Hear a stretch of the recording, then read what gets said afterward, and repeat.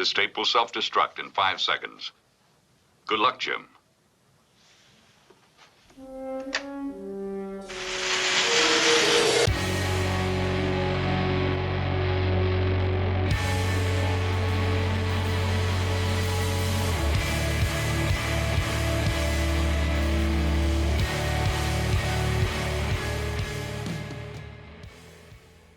Welcome once again, my fellow manipulators of digital fate. I'm Richie, this is Capricorn, and right now I'm at SCGCon Orlando competing in the Wonders of the First constructed and sealed deck tournaments for a ridiculously crazy prize pool. If you guys are at SCGCon Orlando, make sure you come and say hi, let me know in the comments.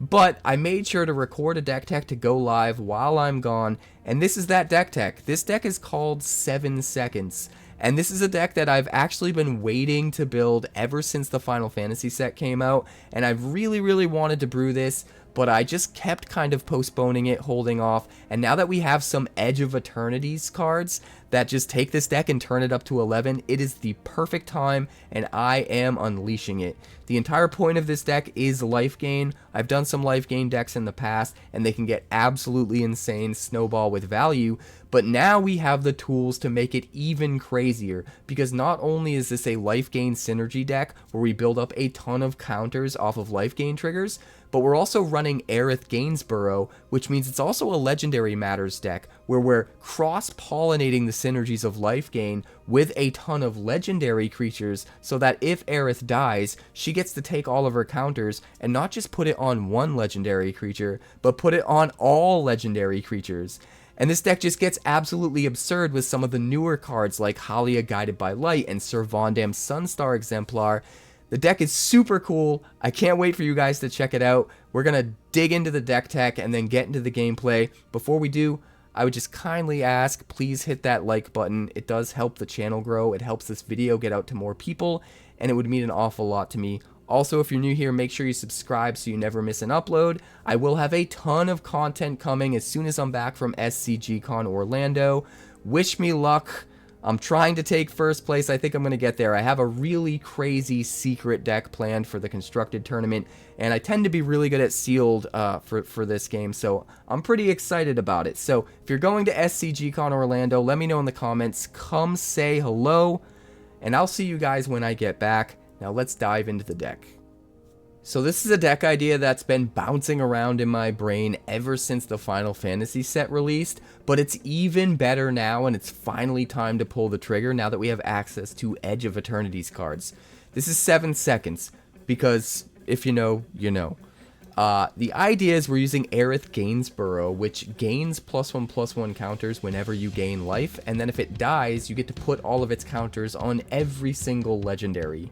This is especially good if you have a bunch of legendaries out, because not only does one creature get all of Aerith's counters, but every creature gets all of Aerith's counters, which can be absolutely nuts. As if that wasn't good enough, she's got lifelink, so she can trigger herself either on attacks or on blocks to give herself counters and to provide counters for any of our other lifelinking synergies in the deck. So, we're trying to utilize Aerith to her maximum potential by going wide with as many legendaries as possible, while also going wide with as many cards that gain us life as possible. We're also running Sephiroth Fabled Soldier for a similar reason. Even though this isn't really an Aristocrats or Sacrifice style deck, having a 3-mana dude that can drain a life every time someone dies is really good for Aerith and the other creatures in the deck that get value off of things gaining you life. So all of the extra value tacked on, like being able to draw cards when you sack something, being able to swing in and sacrifice to draw, being able to potentially flip down the line into Sephiroth One-Winged Angel, all of that stuff is just gravy. He's just in here because he's a must-answer target for your opponent that also gives you a Blood Artist type effect that's going to trigger all of your creatures that have synergies with gaining life. We also have 2 copies of Halia Guided by Light. This might go up to 4 in future versions. A 3/3 for 3. Whenever she or another creature or artifact you control enters, you gain a life. So unlike all of the other creatures that we've previously had in different standard versions of decks like this, that synergize with life gain, she can actually trigger gaining you a life by herself when you play her, in addition to getting you life whenever any other creatures enter the battlefield.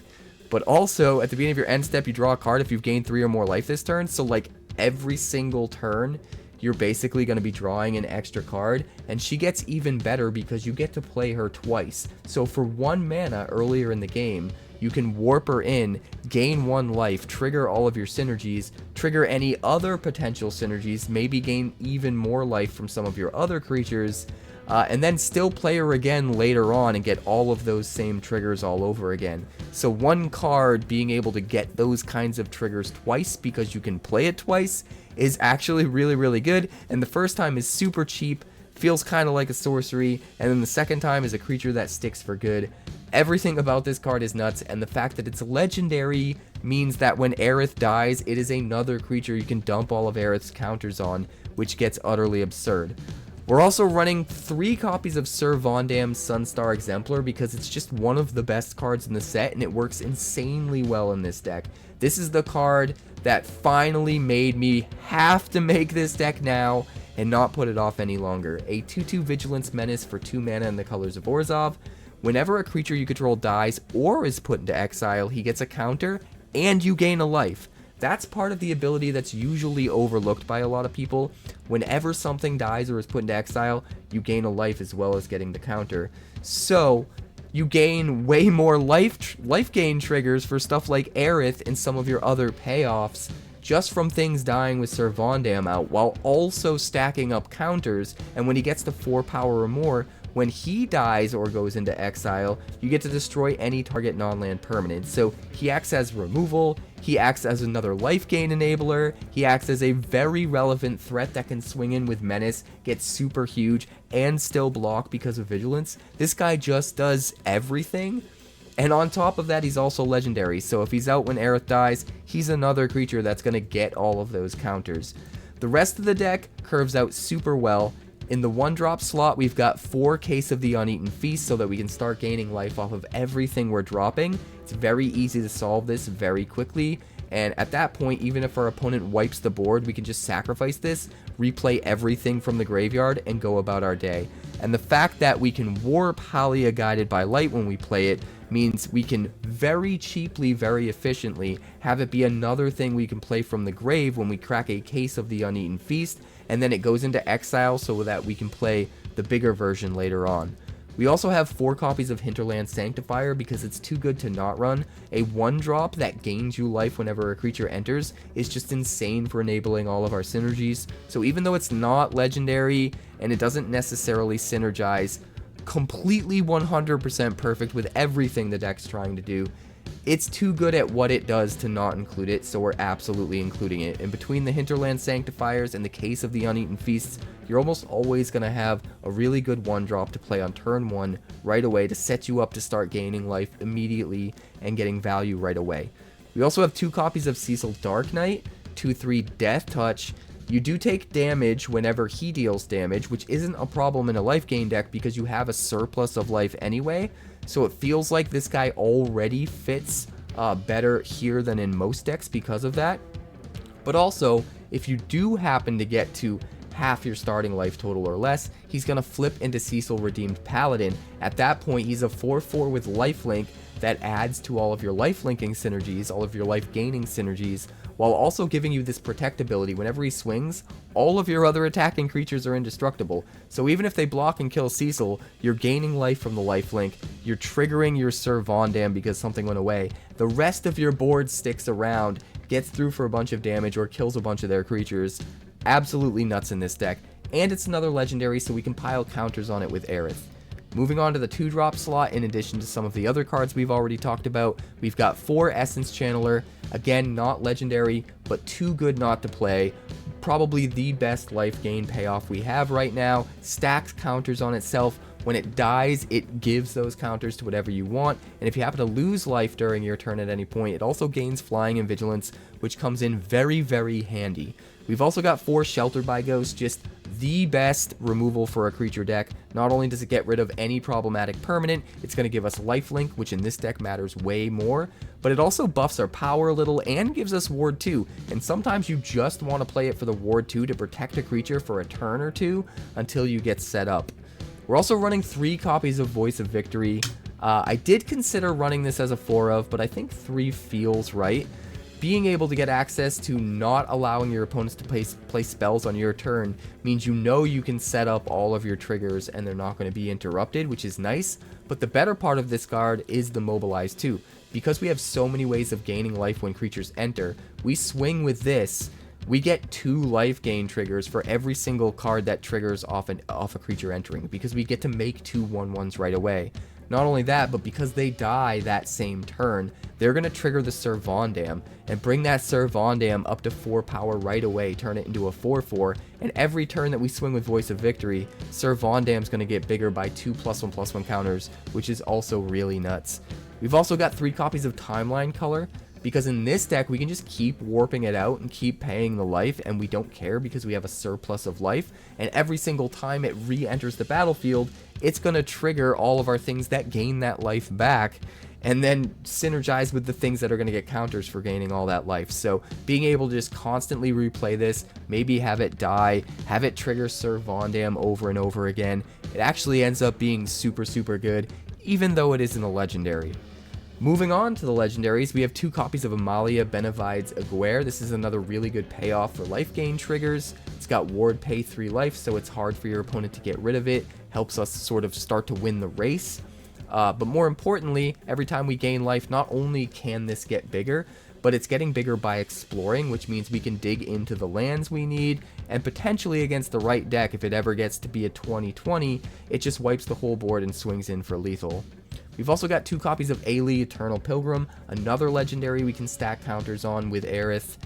It's a 2/3 with Death Touch. We can pay 1 mana, sack a creature to gain life equal to its toughness, but we can also pay 3 and sack a creature to exile any non-land permanent. So it's another thing that gives us access to removal that gets rid of whatever we want, and the only stipulation we need to hit in order to turn that on is just to have 10 more life than our starting total, which is very easy to do in a deck like this. So having something like this that synergizes with everything we're trying to do, but is also legendary for Aerith, just makes perfect sense.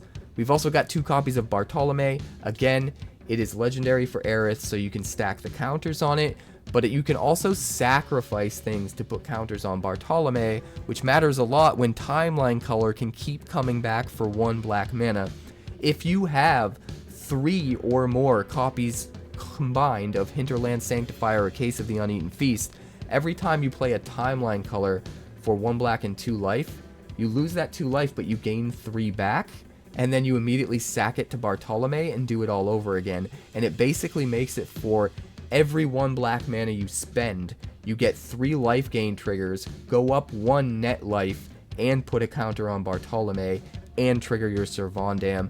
It just gets completely crazy if you set it up right. Granted, having 3 or more combined copies of these cards isn't the easiest thing to do in the world, but it's also not the hardest. We have a total of 8 copies, so it's not like it's never going to happen. And even if you only get to 2, you're still making back the life that's costing you to play it, but getting all of the triggers in the process. So that can be absolutely nuts. We can also use Bartolome to sacrifice the Mobilize tokens that the Voice of Victory is creating to get even more value, and potentially get value by triggering the /Ssirvondam right away instead of at end of turn, and putting just a ton more counters on Bartolome.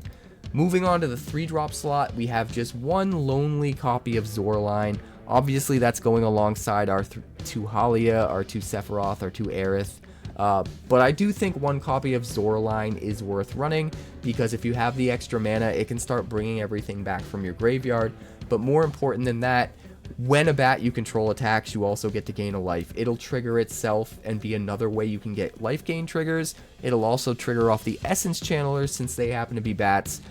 So the combination of being able to trigger your life gain triggers and also have a way to repeatedly get back all of your value from the graveyard, I think makes this card worth running, although I don't necessarily think it's anywhere near as good as like Halia or Aerith, so we're only going to run the 1 copy. And that's the deck. For the mana, we're basically running every single black and white dual land.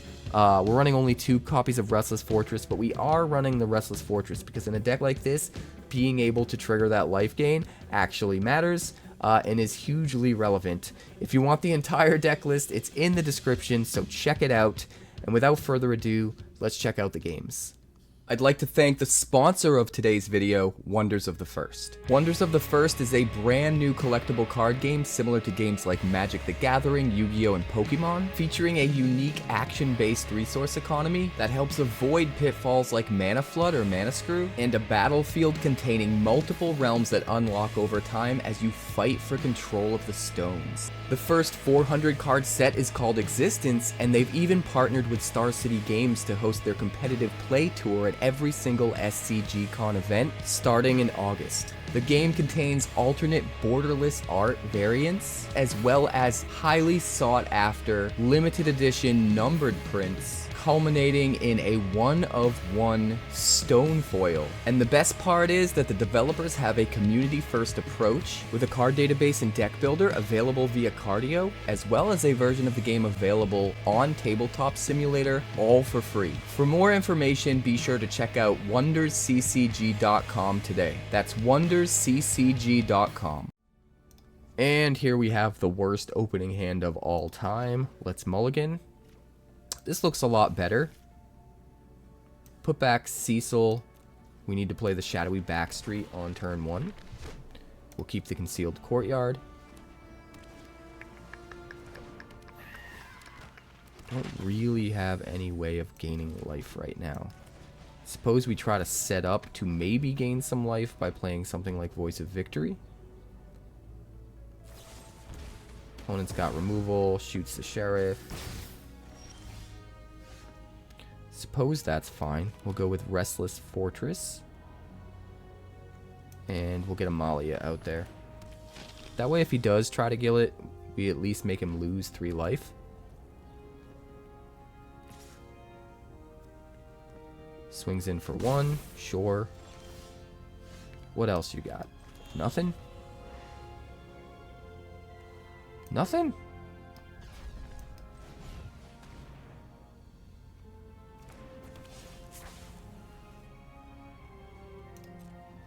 I guess we swing. He's gonna Flood Pits Drowner. Target the timeline color. We'll offer a trade. He accepts it. Play the Essence Channeler.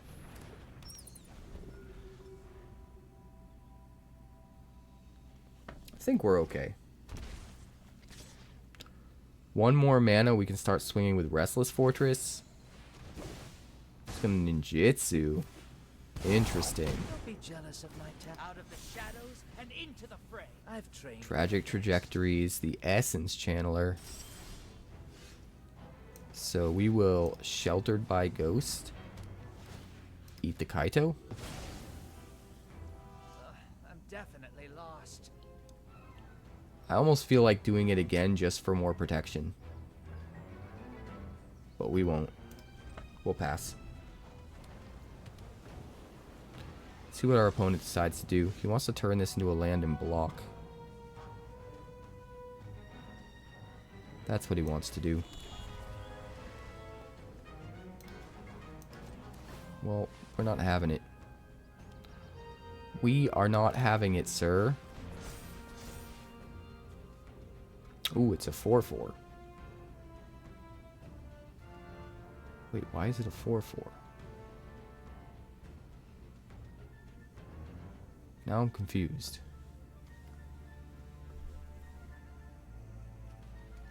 Oh, he's got the emblem. The ninja's emblem. Okay. Okay, I see what you got. No attacks. That's fine. And we can't exile it with a sheltered either, which is kind of wild. Of course, we can exile a Spyglass Siren. Can't really swing with the Soulstone Sanctuary either. I mean, I guess he can. Oh, it's got Vigilance, doesn't it? That's wild. And we can't eat it with the Sheltered, which is also wild. We are in a pickle. We are absolutely in a pickle.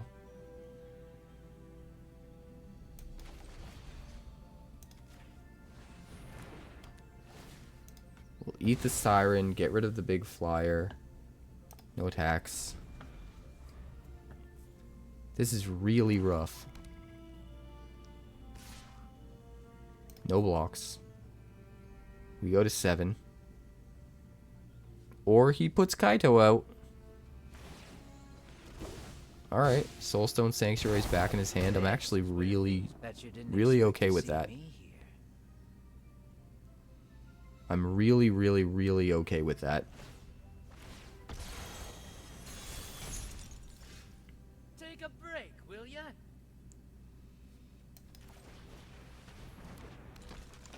Because we get to kill the Kaito now.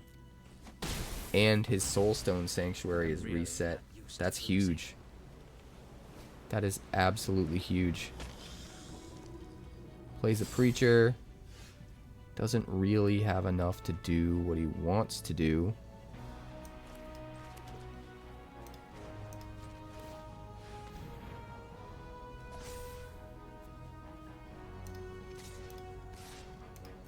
We'll gain back some life. I know he's going to block it with the Preacher and kill it, but it's fine. We don't really need it long term. We need to find a use for it. And putting a counter on 𝑠e𝑟VANDAM is definitely finding a use for it. I'm really tempted to block here.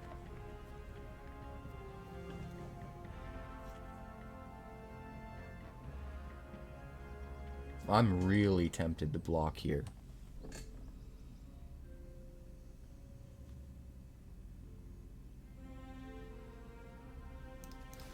We're going to do it like this.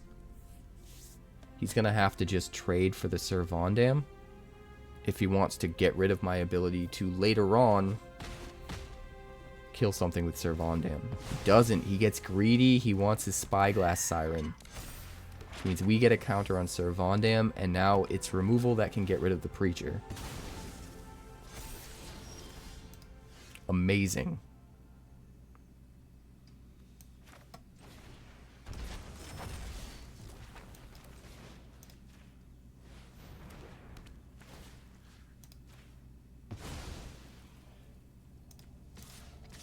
We'll swing with just those two. If he trades with the color, he loses his Siren, and we get a counter on 𝑠e𝑟VANDAM, which is super strong. And we will warp it back out just so that it can go into exile and we can play it forever next turn. And get another counter on the 𝑠e𝑟VANDAM. That seems fine. That seems wonderful. Godless Shrine. He doesn't have any man lands. So I guess we just go for it. We keep this a bluff. Drops the Flood Pits Drowner. Taps the 𝑠e𝑟VANDAM, I guess. Probably. Makes sense. He didn't block. He could have got his Kaido back. Surprising.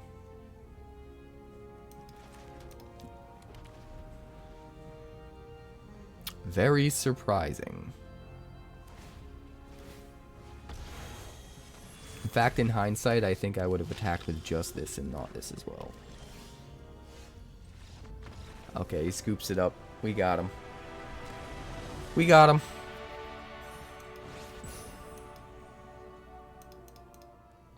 This looks fine. We can keep it. We'll start with the Hinterland Sanctifier. Get that out right away. And we'll probably Essence Channeler on too. The sooner we get that down, the more counters we build up quicker.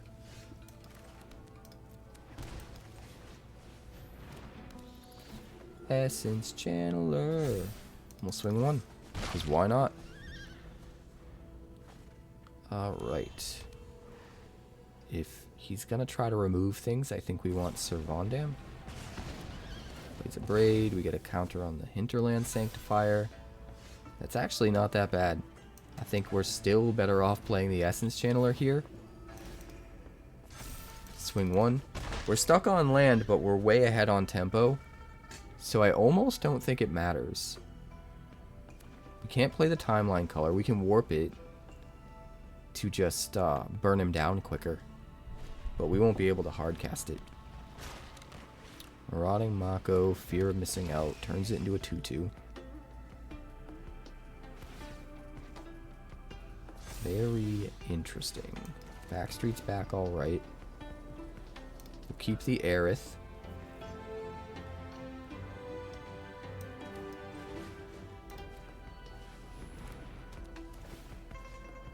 We'll eat the Mako, get rid of the counter. Swing here. Gain a life. Make the Channeler bigger, hold it up as a blocker. Next turn we're coming so hard. With so much.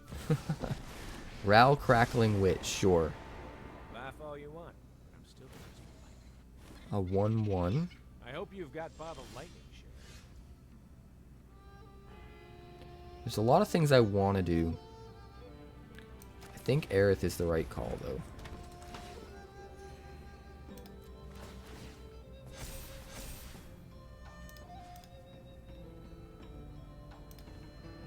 So swing here and here.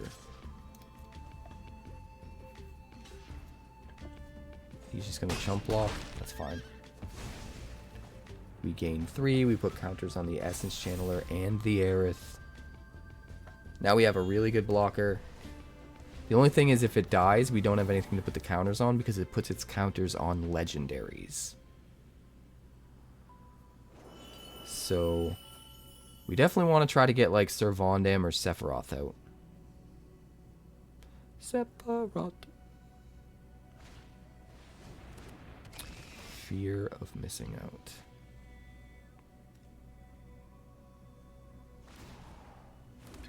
Make an otter. You get to be my You protege today. otter? No. Another sheltered by ghosts. Oh boy. Oh boy. Well, I think we need to get Servondam out.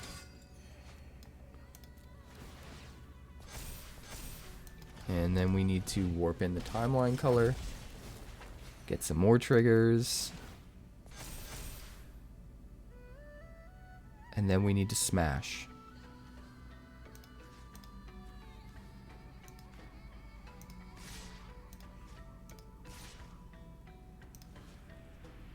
Just smash with everything. He can trade with the Sanctifier, but all he gets back is a 1/1. We still gain a bunch of life, kill his Tersa.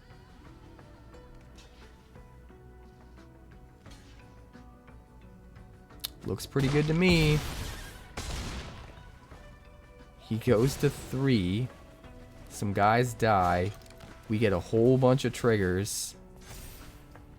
Wow. Servondam even triggers gaining us life to trigger these guys. Crazy. Our board is nuts. How are you going to get through it? Your Mako's at 1. Another genius idea by Ron. Plays a Winter Night Stories, sure.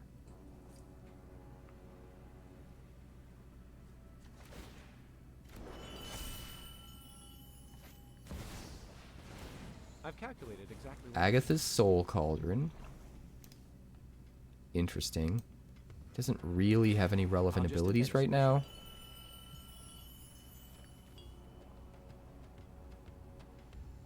Draw 3, discard 2. Well, now Vivi's in there. He's trying to Vivi out like crazy. And he could. He could possibly. But we have a lot of life. So I don't think it matters. But we'll find out. He can now make 7 mana. Another genius idea by Ron.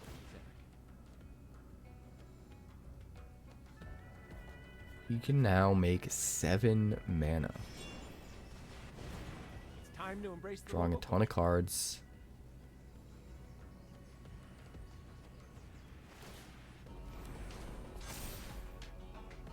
Ten counters. from profs.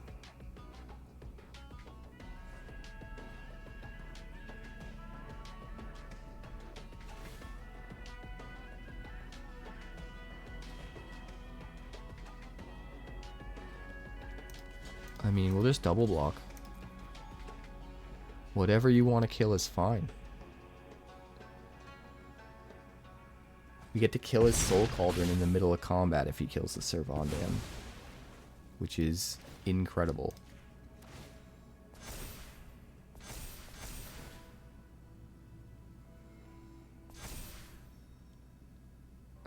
Go ahead.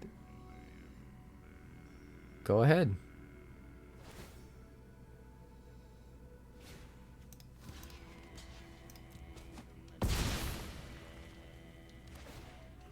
We gotta get rid of the fear of missing out, for sure. I would love to get rid of the Soul Cauldron. Absolutely love it. But we gotta do that. He does have 16 mana he can generate. Oh, God. So, do we win? Or do you have a way to stop it? You don't have a way to stop it. Sick. Smash. Smash all day. All day. Literally all day. This looks fine. We'll keep it. We're going to start with a Case of the Uneaten Feast via Godless Shrine. And then we'll play 𝑠erbondam on 2. Tapped land on 3 with a Sheltered by Ghosts, maybe? Let's get that board presence out. He does have to get rid of the 𝑠erbondam right away before it builds up counters, or it's just too much value. But I don't think he's going to. I think we want to make it really hard for him to target and get rid of the 𝑠erbondam right now. So the Ward 2 is the reason for playing that. And I think it's the right call, honestly. Alright, we've got another case. We've got a Voice of Victory. We gain 2 life. We'll swing with 𝑠erbondam. Can't be blocked. Gain more life. Solve our cases. Pass. This actually looks really good.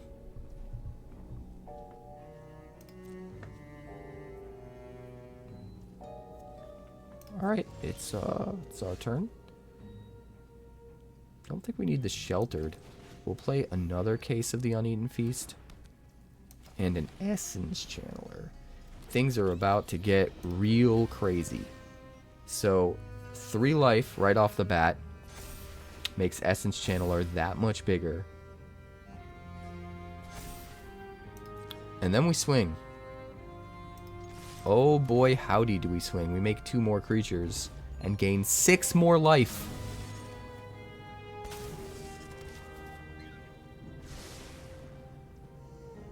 Six more life, guys.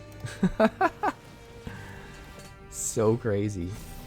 And he better block and kill the 𝑠erbondam while he can. Because if he doesn't do it now, when these die, it's going to get a lot bigger. Which is fine, because we can just crack the case to replay it from the yard later. All he gets back is an Outlaw Medic. No worries at all. Everything is solved. Our Essence Channeler is huge. Everything is wonderful. Everything is wonderful. Let's see, we got a Timeline color and a Sheltered by Ghosts. He can't use that. Voice of Victory means we don't have to worry about him interacting with our stuff. So we'll eat the Outlaw Medic again. And then we'll warp in a Timeline color and we will smash him in the face. Alright, this looks pretty good. We'll keep it. We do have 2 tap lands. So we're going to have to start with a shadowy backstreet and dig for something. Aerith, we will take it. How badly do we need a creature out this early? We don't. We can play Case. It's fine. Everything is fine.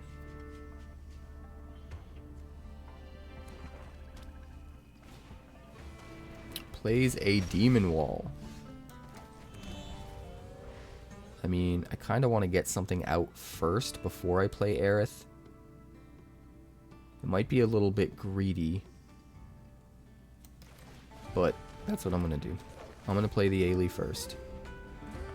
Because if it survives, when we play the Aerith, if he kills the Aerith, we get to put the counters on the Ailey.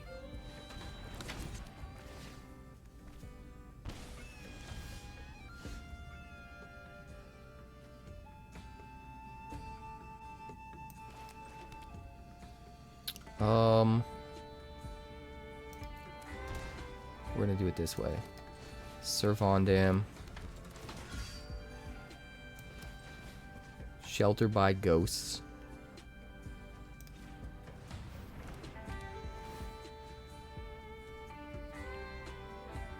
Oh, what do we eat?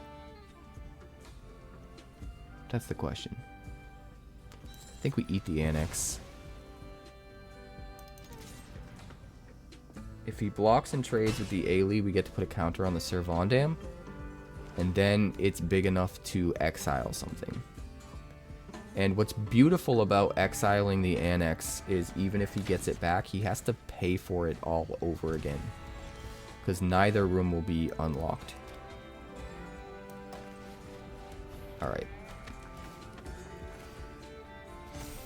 Get a counter. And we will swing. 𝑠e𝑟VANDAM has both Menace and Vigilance, which is just nuts.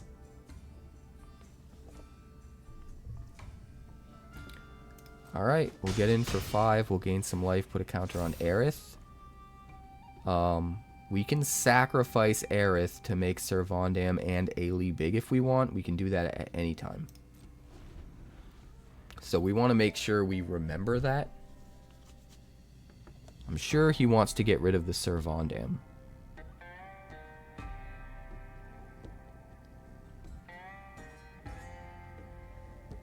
Let's see what he does.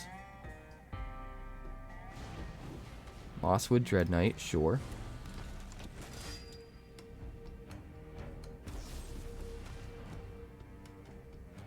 Long Goodbye.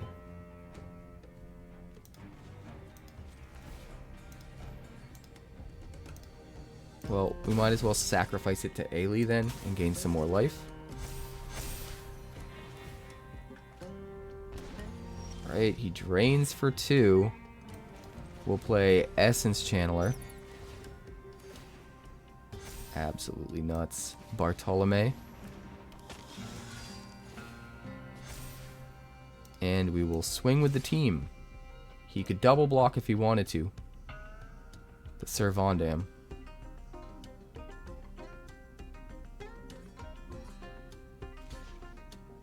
Instead, he's gonna just block Ailey.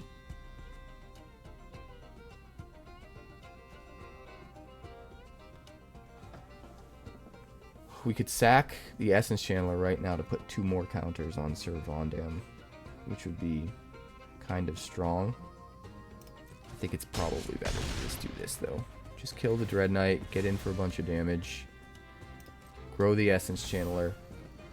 We have so many possibilities held up right now. So many.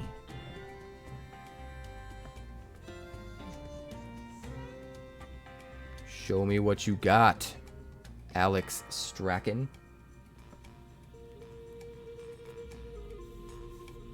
Mr. Strachan.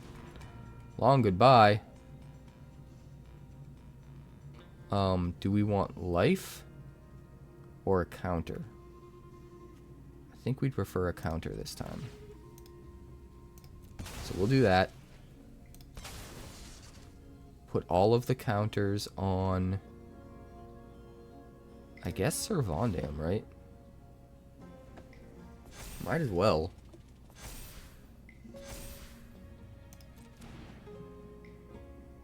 It's got Ward 2. Shooting the sheriff. Well, we'll do it again, I guess. Kind of had to because Ailey was turned on. We have 10 or more life more than our starting total. Brutal.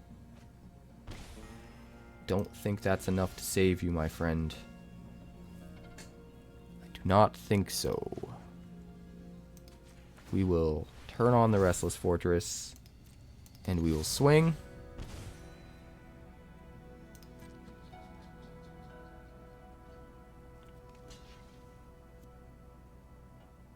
So we put you at 1. He's just gonna scoop it up. Sure.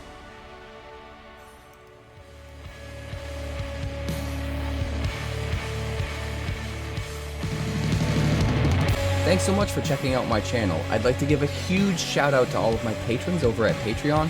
Without you guys, this channel would not be possible, so honestly, thank you from the bottom of my heart for all of your contributions. If you haven't yet, like and subscribe. The more likes we get and the quicker we get them, the bigger this channel will grow and the faster it will grow. I'd love nothing more than this channel to become something very special for you guys, but it's entirely up to you how fast that happens. Also, if you'd like more deck techs, that's somewhere over there. And if you'd like to see what else the channel's been up to lately, that's somewhere up that way. Also, subscribe, circle below, do all the things.